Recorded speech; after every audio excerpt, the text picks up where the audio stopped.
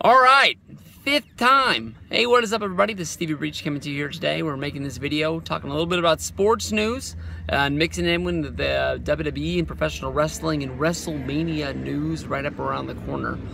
Today, the Oakland Raiders announced that they had filed the trademark under the name Las Vegas Raiders. The Oakland Raiders played in the Oakland Coliseum throughout the 80s. They moved to Los Angeles, to the Los Angeles Coliseum. They played there for a while until they found a way out to move back to Oakland, to the same place that they once played before, only to find out that they had been lied to by the city of Oakland. They've tried everything they can do under the leadership of Al Davis, their former owner who has passed away. Now their son is doing everything they can.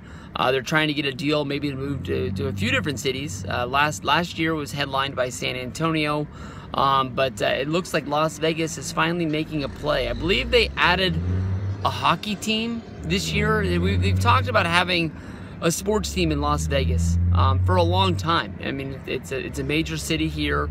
It would bring in a lot of people. People are always flying into Las Vegas as it is. You know, people go there to gamble. People go there to see shows.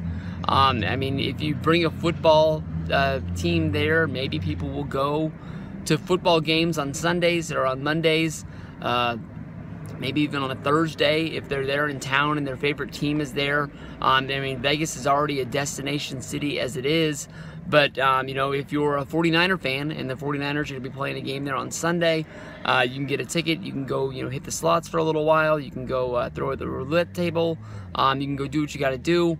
It might make out for a pretty good weekend for a lot of people. So it makes sense to bring it there. But with so much gambling there, especially with sports gambling and sports books, it's always been the one thing of, you know, will they be allowed to be able to bet on the games? You know, will you have to shut down betting on the home team because of the fact that you wouldn't want certain people mixing in with the players that are on the team? But I mean, if you're really going to be going all out, I don't think it's just the home team. I think people would be hitting people outside of Vegas that would be coming in.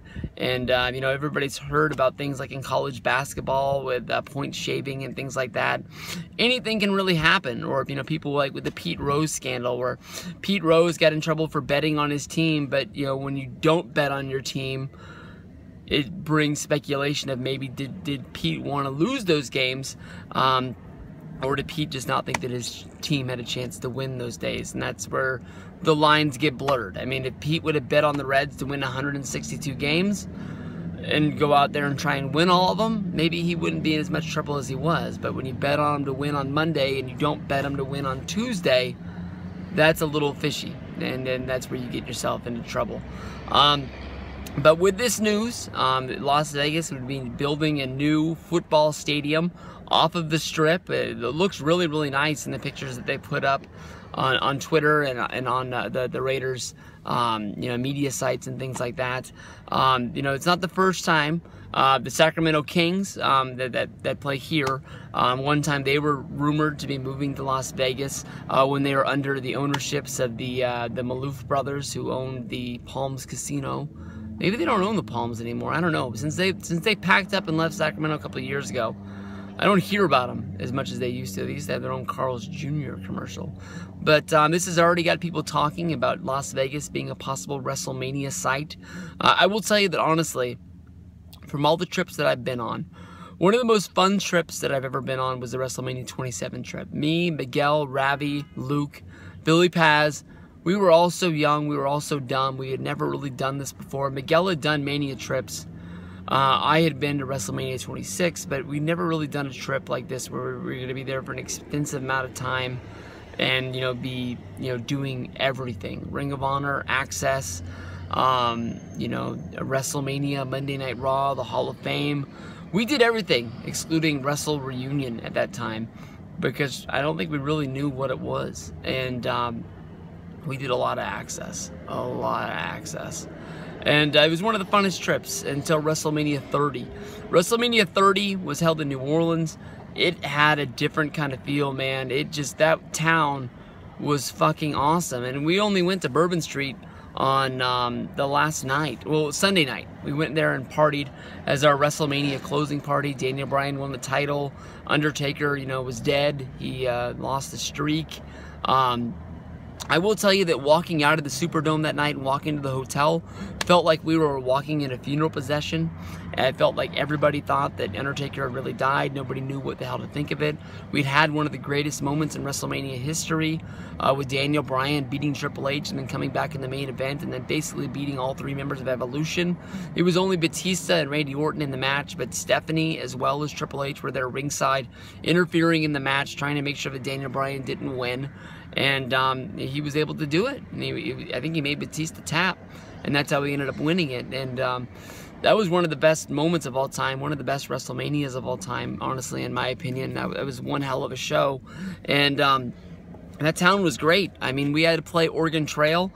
We had to break out the raft, and we had to swim across the river to get to Ring of Honor. But everything else was relatively really close, within walking distance. We had to walk, just basically through a courtyard to get to the WrestleMania Superstore, to get to Access, to get to WrestleCon. We had, walking distance to the Superdome, walking distance to the Smoothie King Arena for the Hall of Fame, as well as Monday Night Raw. I think that honestly, when you look at UFC does Las Vegas all the time. Almost all of their major shows are held in Las Vegas.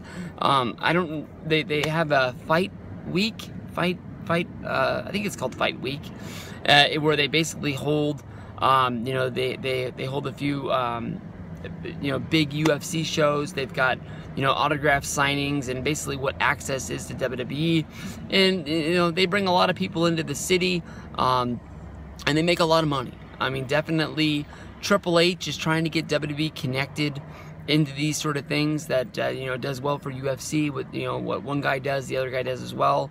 Vince and Dana, they have their yearly meeting, and they pass things back and forth. I know that at one point the new UFC arena was going to be called the UFC Arena before somebody stepped up with a larger bid. And I know that place would be a good place to hold Monday Night Raw. They just did Money in the Bank back in, was it June or July, where they had the three members of the Shield all holding the championship on the same day. Everybody's always going to remember that. Dean Ambrose winning the Money in the Bank, Dean Ambrose cashing in. They did it right. I didn't hear any complaints from anybody who went to Vegas to see Money in the Bank. I think that honestly, on a larger scale, WrestleMania would be one hell of a trip that everyone would remember. If you've watched videos from this past couple of weeks from Miguel, from me, from Luke, from Ravi, talking about WrestleMania 32 being a bust and basically not being 100% of what the other WrestleMania trips have been. People need to know that WrestleMania 33, I don't even know what it's going to be. I can tell you for sure that I know I'm not going. I know Miguel's going. I know Pinko's not going. I don't think that Justin is going. Ravi, I haven't heard a direct answer if he's going to WrestleMania 33 or not. I know that at times he's talked about the trip, but I've never really heard him lock down any plans with anybody. But then again, I'm not going, so maybe I'm just not a part of it. But honestly, in my mind, I think Vegas is the trip that would pull people back together. I honestly think that from where I'm at in Sacramento, California, I could probably get round trip airfare from here to Vegas for $100. Southwest flies to Vegas for $49 constantly all throughout the year. And it'd be easy to lock up one of those tickets. There's tons of hotels already as it is, because every hotel is a casino. Everyone would have fun. But from watching those people's videos, it's always talking about the fact that, Dallas, we didn't really do a lot in Dallas as it was, whether if it was because of the fiasco of the WrestleMania, getting into WrestleMania at the AT&T Stadium. But, I mean, definitely it's sort of scary when you think about gambling and, being on a trip and sort of already being on a budget as it is. I'm sure Mr. Cage wouldn't want to gamble at all. But, there are people that are going to want to go to the tables and try their best to have fun.